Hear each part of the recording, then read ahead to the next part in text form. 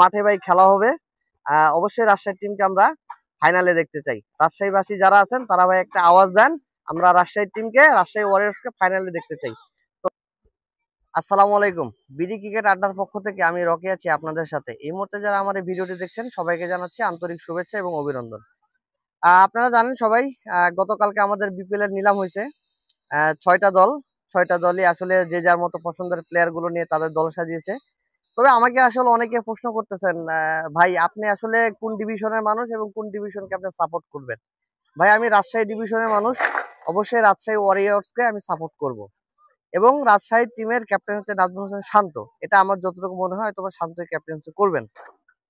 এবং এই টিমের প্রধান কোচ হান্নান সরকার, আমার খুব পছন্দের একজন মানুষ। হান্নান সরকার এই টিমের, এই রাজশাহী ওয়ারিয়র্স আপনার হেড কোচের দায়িত্ব উনি পালন করবেন। তো কেমন হলো রাজশাহী টিমটা আমি যদি একটু আলোচনা করি, যেটা হচ্ছে আমাদের top order batsman Tanzid Hasan Tamim এই টিমের সাথে আছেন, জিসান আলম আছেন, নাজমুল হোসেন শান্ত আছেন, এবং ফরেনার যদি বলি তাহলে এখানে আছেন শাহজাদা ফারহান। আর এরপরে মিডিল অর্ডার ব্যাটসম্যান নিয়ে যদি একটু আলোচনা করি আপনাদের সাথে, আপনারা জানেন মুশফিকুর রহিম, উনি কিন্তু পরে ওনাকে সাইন করা হয়েছে, মানে পরে ওনার রাজশাহী টিম ওনাকে পরে নিছেন মুশফিকুর রহিমকে। যেহেতু আমাদের উইকেট কিপার ব্যাটসম্যান একজন আছেন, সেটা হচ্ছে আকবর আলী। তো মুশফিকুর রহিমকে নেওয়ার পরে মোটামুটি টিমটা আরেকটু ব্যালেন্স হইতে, কারণ একজন মিডিল অর্ডার ব্যাটসম্যান তো আমাদের দরকার। তো মুশফিকুর রহিম আছেন এই টিমের সাথে। এরপরে যদি আমি আরেকটু নাম বলি যে বোলারদের ভিতরে, ব্যাটসম্যানদের ভিতরে আরেকজন মিডল অর্ডার ব্যাটসম্যান আছে, সেটা হচ্ছে ইয়াসির আলী চৌধুরী রাব্বি, এবং ফিনিশিং রোলে আছে হচ্ছে আকবর আলী। আর ফরেনার যদি আমি হিসাব করি, এখানে ফিনিশিং রোলে আরেকজন প্লেয়ার আছেন অলরাউন্ডার, সেটা হচ্ছে মোহাম্মদ নওয়াজ। আপনারা মোহাম্মদ নওয়াজকে চেনেন, পাকিস্তানের প্লেয়ার। ওনার হাতে যথেষ্ট স্ট্রোক আছে, খুব ভালো ছয় মারতে পারে, ভালো ফিনিশিং দিতে পারে। এরপরে আমি যদি বোলারদের নিয়ে একটু কথা বলি, আপনারা জানেন আমাদের ন্যাশনাল টিমের পেস বোলার তানজিম হাসান সাকিব, এই তানজিম হাসান সাকিবকে কিন্তু রাজশাহী টিমে নেওয়া হয়েছে।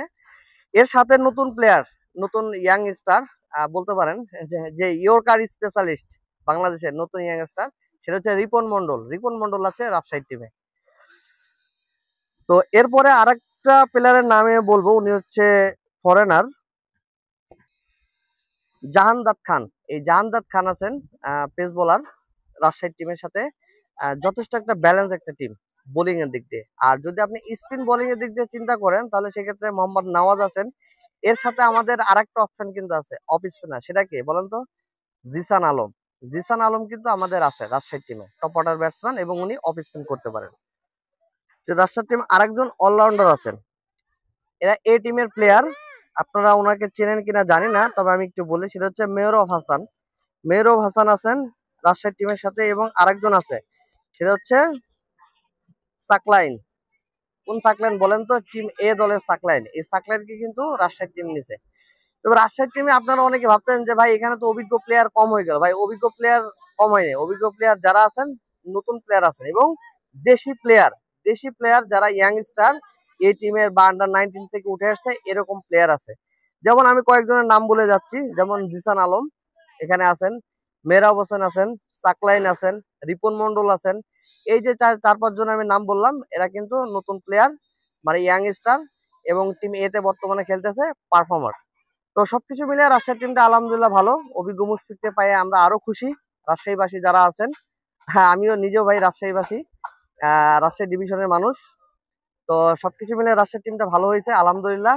তো মাঠে ভাই খেলা হবে, অবশ্যই রাজশাহী টিমকে আমরা ফাইনালে দেখতে চাই। রাজশাহীবাসী যারা আছেন তারা ভাই একটা আওয়াজ দেন, আমরা রাজশাহী টিমকে, রাজশাহী ওয়ারিয়র্সকে ফাইনালে দেখতে চাই। সবাই ভালো থাকবেন। বিডি ক্রিকেট আড্ডার পক্ষ থেকে আমি রকি আজকে বিদায় নিচ্ছি। আল্লাহ হাফেজ।